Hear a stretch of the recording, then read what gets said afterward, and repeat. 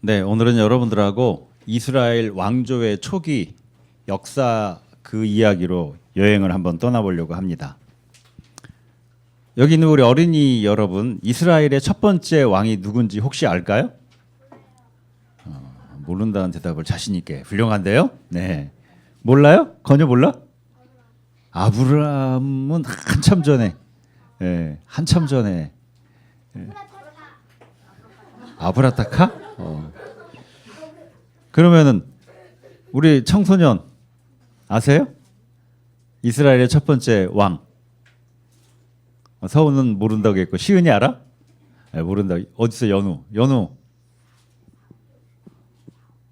몰라요? 사울 커닝한 거 아니야? 네, 바로 커닝했다고 바로 또 정직하게 대답했어요. 네, 이것도 훌륭합니다. 정직하게 대답을 하고. 네. 네, 이스라엘의 첫 번째 왕이 사울이라는 사람입니다. 이 사울이 어떤 사람이었을까? 일단 키가 크고 잘생겼어요. 그래서 우리 시은이가 좋아하는 변우석처럼 키가 크고요. 그 다음에 차은우처럼 잘생겼어요.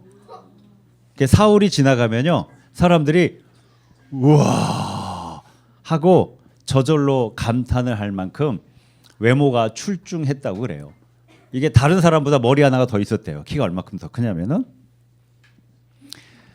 그런데 이 사울이 일대 왕이잖아요. 그러니까 그 말은 사울이 이스라엘의 왕으로 선택될 때까지 이스라엘은 왕이 없는 공동체였습니다. 왜냐? 하나님은 애초에 이스라엘을 이집트에서 탈출시켜서 약속의 땅 가나안에서 새로운 나라를 만들고자 하셨을 때 하나님께서 계획하신 나라는 어떤 나라냐? 왕이 필요 없는 나라였어요.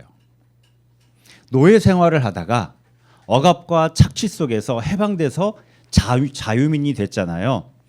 그래서 오직 하나님만을, 그렇게 그들을 돌보시고 인도하시고 함께 하시는 하나님을 참된 왕으로, 참된 아버지로 모시고 사람은 모두 다 평등한 거예요.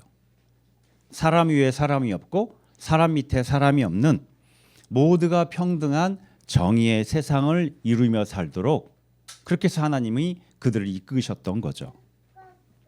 근데 이제 이 가나안 땅에 정착해서 살아가면서 시간이 흘러가자 이스라엘 백성들의 마음에 변화가 일어나기 시작했습니다. 주변에 다른 나라들, 다른 민족들이 있었거든요. 거기는 다 왕이 있었어요.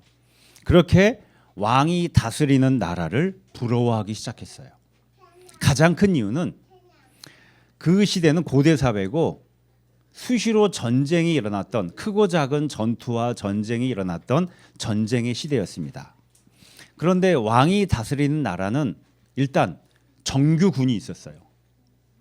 왕이 주의하는 정규 군대가 있었고, 그 다음에 전쟁이 터지면은 그 왕을 중심으로 해서 일사불란하게 싸우는 거예요. 반면에 이스라엘은 12부족의 연합체거든요. 전쟁이 터지면 그때그때 민병대를 모집합니다. 농사 짓다가 전쟁이다 하면은 농사 짓던 농기구가 무기가 돼요. 그걸 들고 모여요. 사령관은 그때그때 상황에 따라서 뽑아서 선출해서 전쟁에 임했습니다. 이게 불안정하죠. 늘 불안했어요. 그래서 이스라엘 백성들의 마음속에 우리도 다른 나라들처럼 안정된 시스템, 왕을 중심으로 해서 일사불란하게 움직일 수 있는 시스템, 이게 선진국형 시스템처럼 보였거든요. 우리도 선진국처럼, 저 다른 선진국처럼 저런 시스템을 갖고 싶다라는 거죠.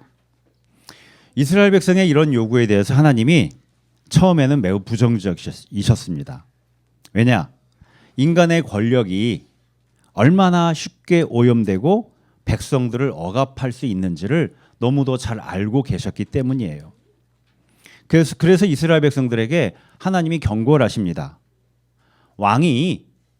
너희들에게 왕이 생기면 그 왕이 너희들을 보호하고 너희들을 지켜줄 것 같지만 오히려 그 왕이 너희들을 억압하고 착취하고 극심한 노역과 세금으로 너희의 삶을 힘들게 할 수 있다 라고 그렇게 경고하셨어요. 그런데 이스라엘 백성 눈에는 선진국처럼 보이는 다른 나라 시스템이 이미 그들의 경험 속에 눈에 들어와 있기 때문에 하나님의 이 경고가 귀에 안 들어오는 거예요. 그래서 집요하고도 강력하게 왕을 주십시오. 우리에게도 왕을 허락하십시오. 라고 했습니다. 하나님이 결국 그 요구를 들어주셨어요. 마치 떼쓰는 애한테 알았다 하는 것처럼 나 근데 분명히 이야기했어? 라고 하는 것처럼 그렇게 하나님께서 그 요구를 들어주시게 됩니다.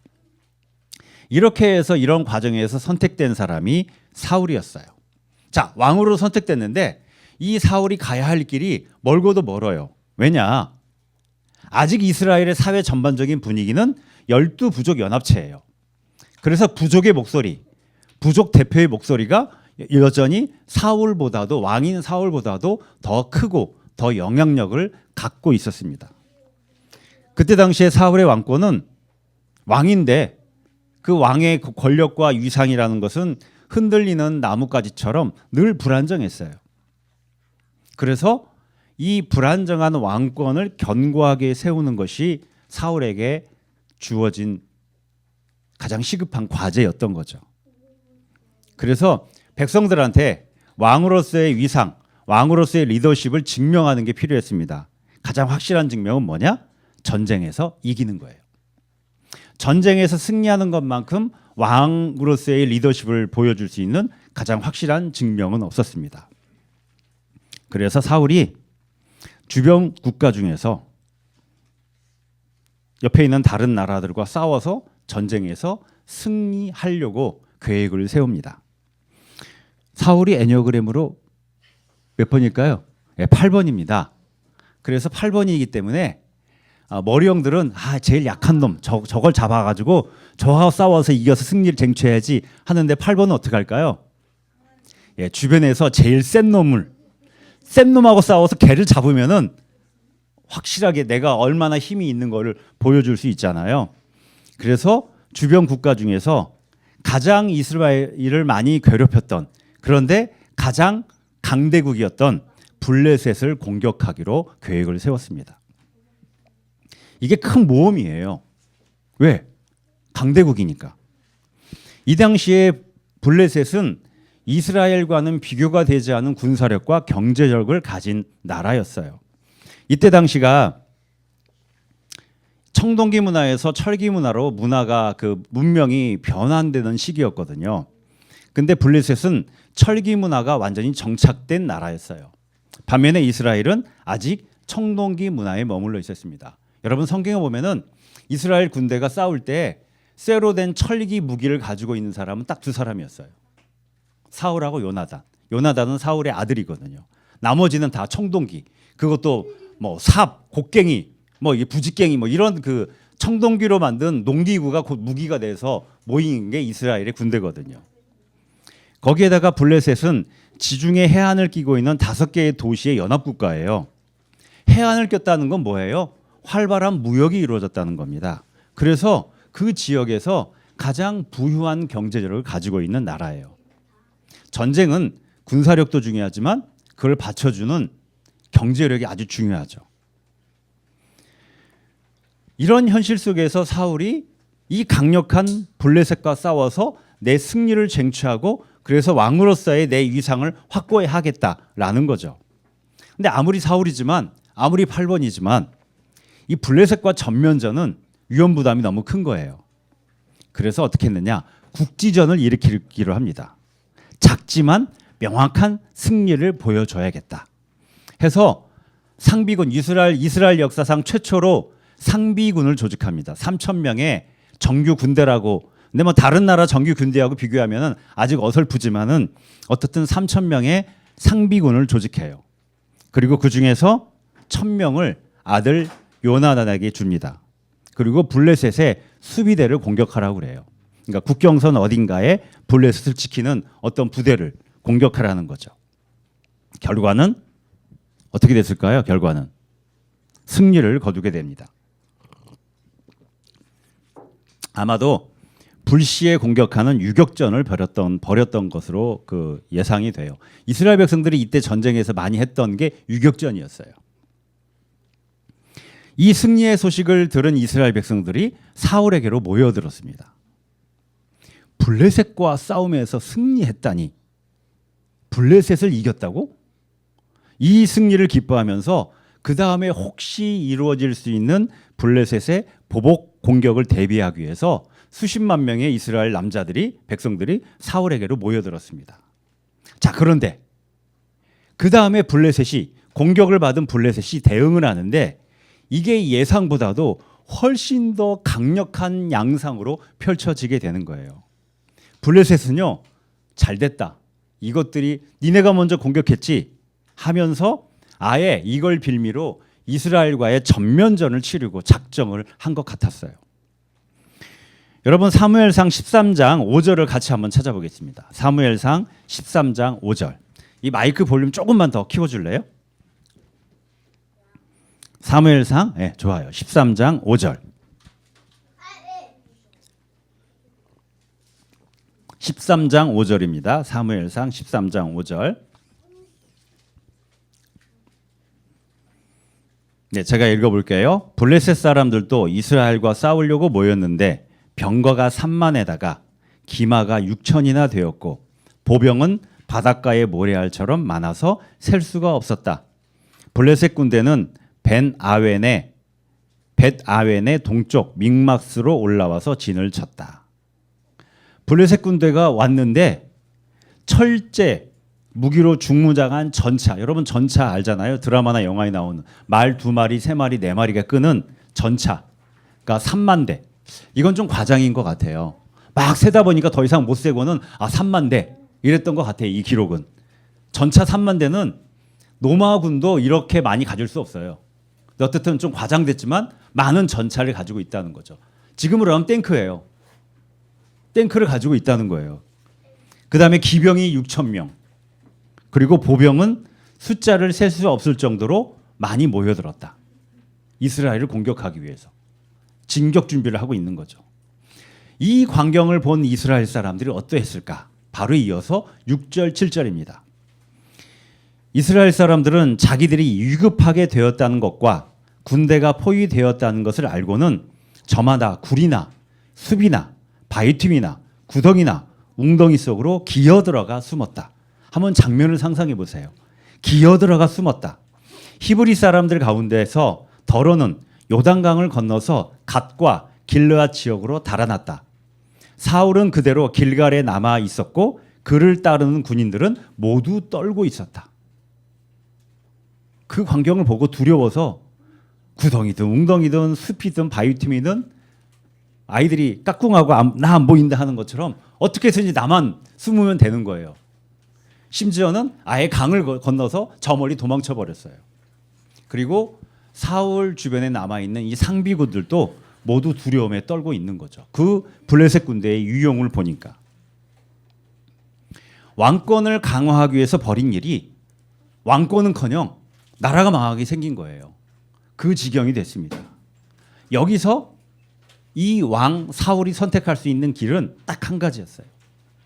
지금까지 이스라엘을 지켜주신 하나님, 그 하나님을 의지하는 것밖에 없었습니다. 그동안에 출애굽해서 수많은 전쟁에서 그냥 보기에는 결코 이길 수 없는 그 싸움을 기적적으로 이기게 하신, 그 기적적인 승리를 안겨주신 하나님의 도움 외에는 길이 없었어요. 그래서 당시 하나님의 대리자였던 사사 사무엘에게 SOS를 보냅니다. 사무엘이 전언을 하죠.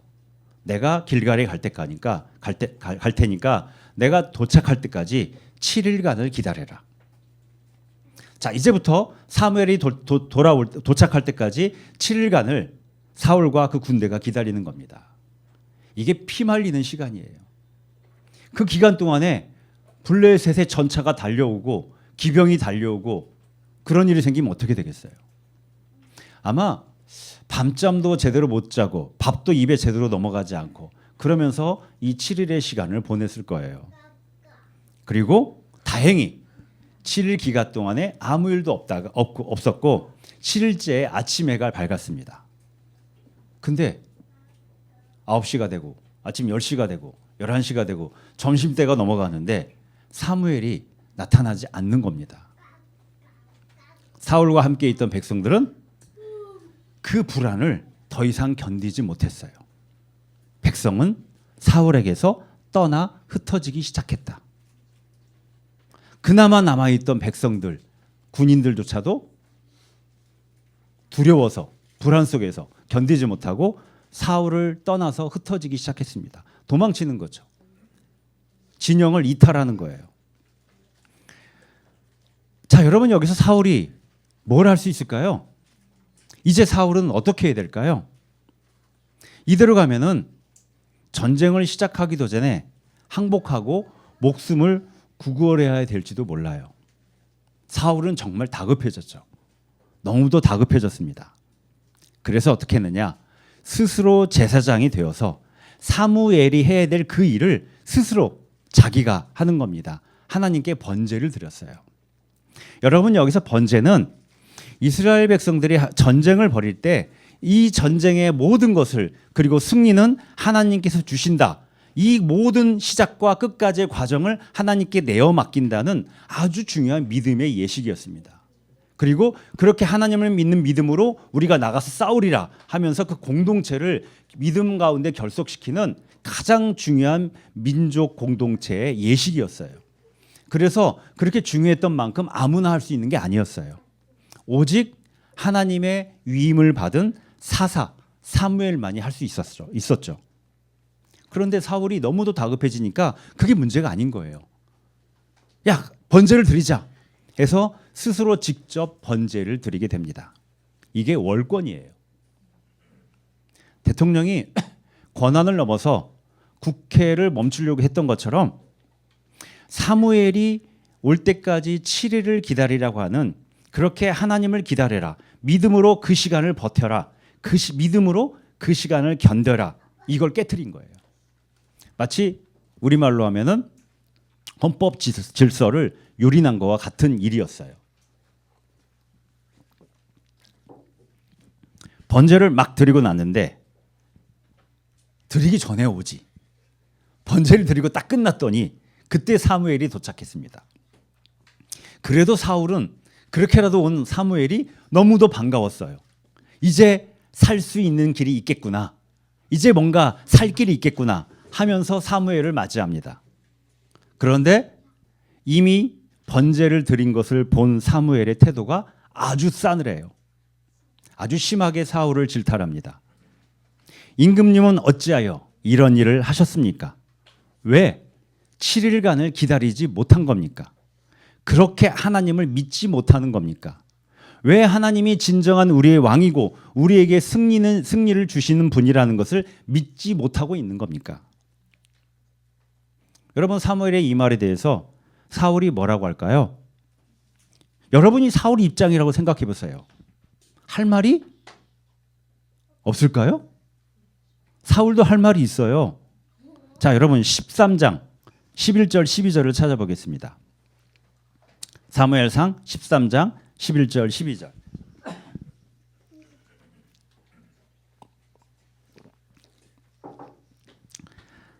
사무엘상 13장 11절 12절 우리 같이 읽어볼까요? 시작. 사무엘이 꾸짖었다. 임금님이 어찌하여 이런 일을 하셨습니까? 사울이 대답하였다. 백성은 나에게서 떠나 흩어지고 제사장께서는 약속한 날짜에 오시지도 않고 블레셋 사람은 믹마스에 모여들고 있었습니다. 이러다가는 제가 주님께 은혜를 구하기도 전에 블레셋 사람이 길갈로 내려와서 칠 것 같은 생각이 들어서 할 수 없이 번제를 드렸습니다. 여러분 여기서 뭐뭐뭐 할 것 같은 생각이 들어서 뭐뭐뭐 할 것 같은 생각이 들어서 하나님의 판단, 하나님의 생각, 하나님의 뜻, 하나님의 계획보다 하나님의 섭리보다 뭐가 더 우선이에요? 내 판단, 내 생각, 내 경험. 근데 그게 불안과 두려움을 증폭시켜요. 그래서 할 수 없이 사울의 입장에선 이게 포인트예요. 할 수 없이 상황이 이러니 할 수 없이 국회가 안 도와주니 할 수 없이 어쩔 수 없이 번제를 드릴 수밖에 없었다는 거죠.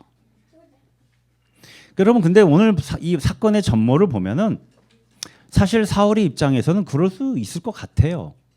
현실이 이런데 그리고 나 혼자가 아니라 나를 따르는 이 군인들과 상비군, 군대와 백성들이 있는데 내가 이걸 책임져야 되는데 이 나라에 내가 왕인데 뭐라도 해야 되는 상황이었으니까 이렇게라도 해서 우리가 살 수 있다면 여러분 그러지 않겠어요?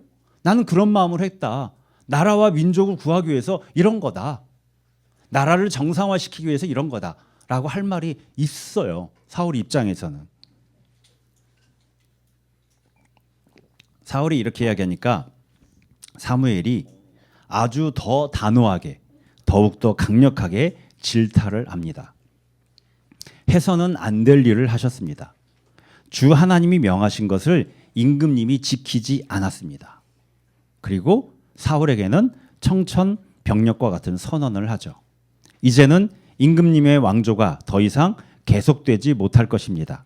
주님께서 임금님께 명하신 것을 임금님이 지키지 않으셨기 때문에 주님께서는 달리 마음에 맞는 사람을 찾아서 그를 당신의 백성을 다스릴 영도자로 세우셨습니다. 사울이 왕이 된 지 2년이 지난 때였어요. 겨우 왕이 된 지 2년이 지났는데 마치 헌법재판소에서 피고 윤석열을 파면한다 라고 탄핵하는 선언을 하는 것 같은 거예요. 파면이라니. 내가 뭘 그렇게 큰 죄를 지었다고. 정말 밤잠 못 자고 노심초사하면서 나라와 국민들을 위해서 지난 2년간 애썼는데 이 번제를 좀 먼저 드렸다고 파면한다니 이거 너무 심한 거 아니야? 이 정도 내가 잘못한 건가? 여러분 이렇게 사울이 항변할 수 있지 않겠어요? 여러분 이렇게 이야기가 전개되니까 사울과 지금 구치소에 있는 어떤 분하고 같은 수준인가 보다 이렇게 생각할 수 있는데 그런 건 아니에요. 애니어그램 유형은 맞아요. 이때 사울은 그 정도는 아니었어요. 근데 실제 사울이 나중에 시간이 가면서 점점 이 구치소에 있는 그분과 비슷한 수준의 망상에 사로잡힌 인물로 변해갑니다. 그래서 나중에 정말 비극적인 본인도 본인 아들도 비극적인 인생을 끝맺게 돼요. 이때는 그래도 그 정도는 아니었거든요. 나름 최선을 다해서 애썼다는 거예요. 그런 입장에서 사무엘을 통해서 전달된 이 하나님의 처사가 너무 심하다고 느껴질 수 있어요. 여러분이 만약에 내가 사울이었다. 인생을 살다가 이런 상황에서 내가 그렇게 했을 때 하나님이 그렇게 말한다. 여러분 어떤 태도와 어떤 반응을 보이시겠어요? 스스로 번제를 드렸다는 사울의 행동에 도대체 어떤 의미가 있길래 하나님이 이 정도로 강력한 처분을 사울에게 내리시는 걸까? 성경 한 구절을 더 찾아보겠습니다. 사무엘상 17장 47절. 사무엘상 17장 47절. 17장 47절입니다. 네, 같이 읽어볼까요? 시작. 주님께서는 칼이나 창 따위를 쓰셔서 구원하시는 것이 아니라는 것을 여기에 모인 이 온 무리가 알게 하겠다. 전쟁에서 이기고 지는 것은 주님께 달린 것이다. 주님께서 너희를 모조리 우리 손에 넘겨주실 것이다. 이게 누구의 이야기냐? 다윗입니다. 다윗이 블레셋의 골리앗과 싸울 때 외친 고백이었어요. 여러분 이 말에 이스라엘의 왕이 가져야 될 가장 중요한 덕목이 담겨져 있어요. 왕이 해야 할 일들이 무수하게 많이 있죠. 무수하게 많은 왕이 해야 될 일 중에서 가장 본질적인 요소가 뭐냐? 하나님에 대한 확고한 믿음을 지키는 거예요. 어떠한 상황, 어떤 처지에 있든지 하나님에 대한 신뢰를 잃어서는 안 된다는 거예요. 왕이 있든 왕이 없든 또 누가 왕이든 이스라엘 나라, 이스라엘 민족에게 가장 중요한 것은 하나님의 인도하심 속에서 그 출애굽 사건을 통해서 하나님께서 이루고자 하셨던 세상, 사람 위에 사람이 군림하지 않는 또 약한 이들을 전체 공동체가 함께 돌보는 그런 정의와 평화의 세상, 그렇게 하나님의 뜻이 실현되는 하나님의 나라를 이 세상 속에 구현하는 것, 이게 이스라엘 민족에게 가장 중요한 거예요. 왕은 그걸 위해 일을 하는 사람인 겁니다. 그래서 왕이 해야 될 가장 중요한 일은 백성들이 이 믿음의 길에서 벗어나지 않도록 스스로, 본인 스스로 먼저 그 믿음, 하나님에 대한 신뢰를 바탕으로 나라를 돌보는 겁니다. 그런데 사울은 왕이 된 초기부터 이 믿음이 흔들린 거예요. 다르게 말하면 하나님께서 그토록 강력하게 경고했던 권력의 위험성에 빠져들었어요. 믿음이 흔들리면 권력을 의지하기 시작하는 거예요. 믿음이 흔들리면은 내 기질대로 내 기질을 의지하기 시작하는 거예요. 믿음이 흔들리니까 8번인 사울이 내 안에 있는 힘에 대한 갈망, 이거를 의지하기 시작했다는 거예요. 여러분, 실제로 이후에 사울은 혜성같이 등장한 다윗을 매우 심하게 질투를 합니다. 그리고 해서는 안 될 온갖 잘못들을 저지르게 돼요. 그 시작이, 본격적인 증상이 이 번제를 먼저 스스로 드리는 행동을 통해서 드러나게 됐다는 거죠. 겉으로는 하나님을 믿고 하나님을 의지하는 것 같지만 사울의 마음속에 하나님과의 관계, 하나님에 대한 신뢰는 이미 깨짐이 있고, 하나님에 대한 신뢰와 믿음보다는 내 기질과 내 안에 있는 힘에 대한 갈망, 동경, 이거를 더 믿기 시작했다는 겁니다. 그런 상태로 권력을 가졌을 때, 권력을 계속 가질 때 본인과 나라 모두에게 비극을 초래할 수 있었다는 거죠. 그게 사울의 비극이에요. 여러분, 우리는 어떨까요? 여러분들은 어떠세요? 우리도 살아가다 보면 이 7일간의 기다림과 같은 순간을 맞이하곤 합니다. 깊은 두려움과 불안 속에서 견디고 버텨야만 하는 그 시간. 현실의 무게가 너무 커서 흔들릴 대로 흔들리는 그런 시간. 그렇게 찾아오는 이 7일간의 시간. 거기에 나의 믿음은 어디에 있을까? 나의 믿음은 어떠할까? 나는 그 기다림의 시간이 두렵고 불안하고 힘겹고 고통스럽지만 하나님을 향한 믿음이 기반이 되어서 그 시간을 보내고 있는 걸까? 여러분은 어떠세요? 여러분, 여기서 기다린다고 하니까 그런 오해를 할 수 있습니다. 그럼 아무것도 하지 않고 가만히 있다는 걸까? 그건 아니에요.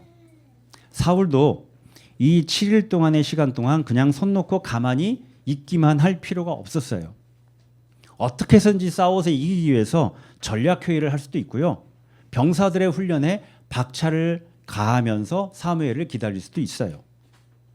전차로 무장한, 기병으로 무장한 블레셋을 평지에 싸워서는 무슨 수를 써도 결코 이길 수가 없었어요. 그래서 이스라엘이 선택할 수 있는 전략은 산악지형을 기반으로 한 유격전입니다. 실제로 그 이전에도, 그 이후에도 이스라엘 사람들은 주변국들과 전쟁을 할 때 주로 이런 산악 유격전으로 승리를 얻곤 했거든요. 그에 대해서 전략을 짜고 준비하며 기다릴 수도 있었어요. 그런데 사울과 백성들은 마냥 두려움과 불안에 떨고 있었습니다. 그 7일간의 시간 동안. 여러분, 여기서 핵심은 현실이 아무리 두렵고 불안해도 거기에 함께 하시는 하나님의 현존, 거기에 계시는 하나님의 활동하심에 대한 믿음을 놓으면 안 된다는 거예요. 믿음을 잡으라는 겁니다. 7일간의 기다림은 아무것도 하지 않는 것이 아니라 하나님을 의지하기 때문에, 그 믿음을 붙잡기 때문에 오히려 두려움과 불안을 넘어서서, 아니 그 두려움과 불안과 함께 내가 할 수 있는 최선을 다하며 준비하는 시간인 거예요. 오늘 사울의 사건은 바로 이 믿음의 중요성을 강조합니다. 그리고 한편으로는 우리의 믿음이 이 현실의 무게 앞에서 얼마나 쉽게 깨질 수 있는지를 사울의 모습을 통해서 보여주는 거예요. 우리가 현실 앞에서 얼마나 믿음이 부족한 상태로 살아갈 수 있는지를 보여주고 있다는 겁니다. 여러분, 그래서 오늘 요한복음서에서는 예수님께서 바로 이거와 관련돼서 이렇게 포도나무와 가지의 비유를 말씀하세요. 예수님은요, 포도나무고 우리는 가지예요.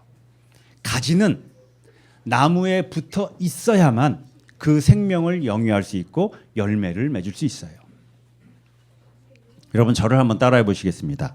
너희는 나를 떠나서는 아무것도 할 수 없다. 여러분, 진심으로 이걸 믿으세요? 너희는 나를 떠나서는 아무것도 할 수 없다. 사울에 대한 사무엘의 질타가 바로 이것을 말하는 거예요. 이스라엘은 하나님을 떠나서는 아무것도 할 수 없다. 여러분, 우리 소일은 하나님을 떠나서는 아무것도 할 수 없다. 나는 하나님을 떠나서는 아무것도 할 수 없다. 왜? 하나님이 내 생명의 근원이시기 때문에. 내가 살아가는 내 삶의 능력이 어디서 오느냐? 근원적인 능력이 하나님에게서 나오기 때문에. 여러분, 우리의 삶은 이 고백을 기초로 이루어져야 돼요. 그게 그리스도인입니다. 믿음의 의지로 나를 여기에 맡겨야 돼요. 이걸 투신이라고 해요. 투신. 믿음의 바다에 나를 내던지는 거예요. 나의 경험, 나의 판단, 나의 기질, 나의 기대보다 이 믿음이 훨씬 더 본질적이어야 된다는 겁니다. 그래서 우리에게 내적 의지가 필요해요. 방향을 바꾸는. 아주 단호한 내적인 의지로 이 믿음의 동의와 지향에 나를 투신할 수 있어야 돼요. 에베소서 말씀은요, 우리가 그렇게 주 안에 있을 때, 그렇게 내가 주님 안에 나를 투신할 때 하나님의 힘찬 능력으로 우리가 굳세게 된다고 말씀하십니다. 하나님의 힘찬 능력으로. 내 능력이 아니에요. 내 재능이 아니에요. 내 경험이 아니에요. 내 지식이 아니에요. 하나님의 힘찬 능력으로 굳세게 되는 거예요. 이걸 은유적으로 표현한 게 하나님이 주시는 갑옷이라는 이미지입니다. 여기서 갑옷은 완전 무장한 로마군의 이미지입니다. 단지 갑옷만 입고 있는 게 아니라 투구, 갑옷, 방패, 칼, 창, 완전 무장한 상태의 로마군, 그 모습이에요. 그런 상태로 우리가 그런 전투력으로 삶을 살아갈 수 있게 된다는 거죠. 포도나무이신 예수님 안에 머물러 있을 때, 그 믿음의 동의와 지향을 유지할 때 하나님의 그 힘찬 능력, 하나님의 생명력이 우리에게로, 나에게로 흘러 들어옵니다. 우리의 부서진 삶을 고쳐주는 그 온전한 생명의 힘이 나에게 쏟아져 들어온다는 거예요. 그래서 삶의 현실이 얼마나 어둡던, 어떤 실패의 위협이 눈앞에 있던, 삶의 숙제가 얼마나 무겁든 때론 견디고 때론 버티고 그러다가 결국은 이겨내면서 열매를 맺는 삶으로 나아가게 된다는 거죠. 요즘에 나라의 현실에 대해서 많은 분들이 걱정하고 불안해합니다. 잠이 잘 안 오기도 하죠. 여러분, 왜 우리는 불안해할까요? 왜 불안해하세요? 이 현실에 작동하는 불의한 권력이 얼마나 힘이 세고 우리의 일상을 얼마나 심각하게 망가뜨릴 수 있는지를 우리가 알기 때문이죠. 여러분, 그런데 그 불의한 권력에 맞서는 우리들의 힘은요, 국민들의 힘은요, 시민들의 힘은요, 그 국회에 백골단이라고 부르는 청년들이 나와가지고 기자회견을 했죠. 백골단. 그 백골단이라는 단어를 뉴스에서 들으면서 문득 떠오르는 기억이 있었습니다. 1987년 6월의 기억이 떠올랐어요. 그때 독재 타도 호원 철폐를 외치면서 서울 시내 수십만, 백만의 시민들이 모여서 민주화를 외쳤습니다. 그 시절에 어느 날 그러다가 최루탄이 터지고 백골단에 쫓겨서 도망쳐야 됐어요. 같이 있던 친구들, 선후배들 다 같이 도망치면서 누가 어딘지도 모르고 하여튼 살기 위해서 전력을 다해 도망쳤습니다. 잡히면은 무조건 맞아요. 곤봉으로 맞든 발차기로 맞든 주먹으로 맞든 두들겨 맞기 때문에 백골단은 무조건 도망쳐야 돼요. 잡히면 안 된다. 전력을 다해 도망쳤습니다. 그때가 종로 3가 그 대로변이었어요. 그때 도로를 지나가던 시내버스가 멈췄어요. 그리고 문이 열렸습니다. 기사 아저씨가 저를 향해서 소리를 쳤어요. 학생 빨리 타! 재빨리 버스에 올랐고 버스 문이 닫히고 버스가 달렸어요. 그래서 잡히지 않고 무사할 수 있었습니다. 그 기억이 떠올랐어요.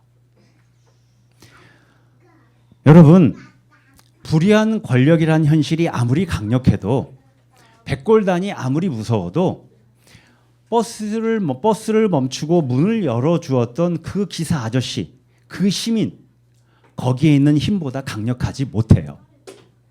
우리 역사는 그 힘 가운데 여기까지 왔습니다. 아무리 크고 강력한 배도요, 거대한 바다에 비하면은 별거 아니에요. 역사의 바다는 시민들의 힘에 의해서 움직이는 겁니다. 역사의 바다는 시민들이 움직이는 거예요. 바로 그리고 거기에 하나님이 계세요. 역사를 움직이고 결국은 참된 생명의 열매를 맺게 하시는 하나님이 거기에 계신다는 거예요. 우리들 안에 계신다는 거예요. 우리의 삶에 계신다는 거죠. 그래서 이 혼돈과 위기의 시대에 우리가 할 가장 본질적이고 기본적인 행동은 하나님을 믿는 겁니다. 여러분, 하나님을 믿는 거예요. 포도나무이신 하나님.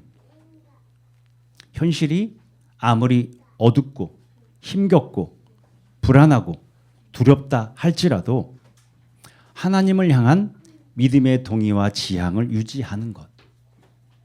거기에 희망을 거는 거예요. 그리스도인은 거기에 희망을 거는 겁니다.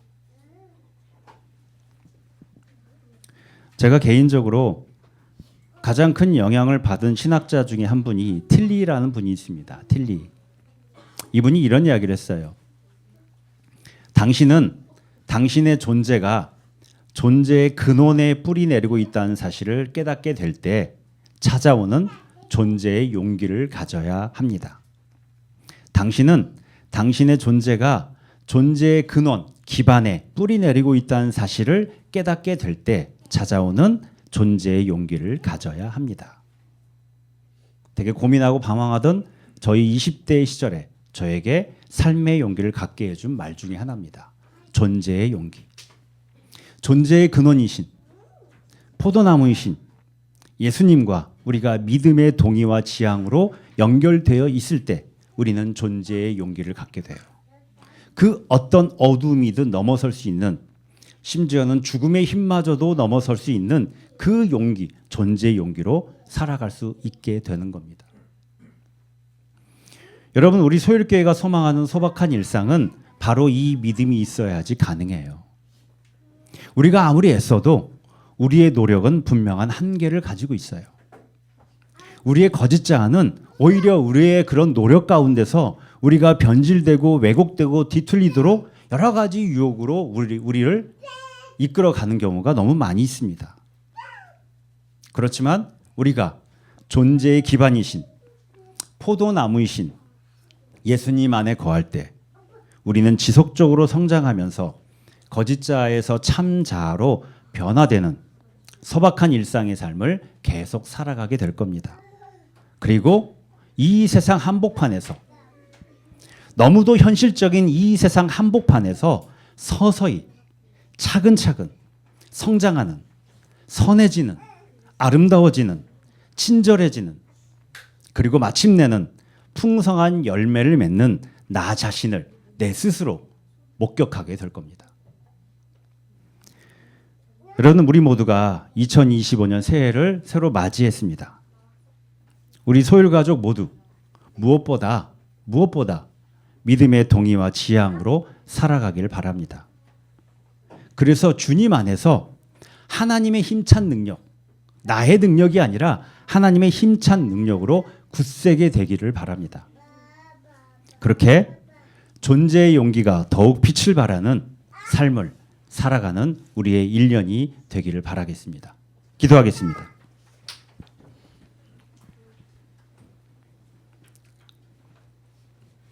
하나님, 삶에서 때때로 막다트리게 되는 7일간의 기다림의 시간을 믿음으로 살아가게 하옵소서.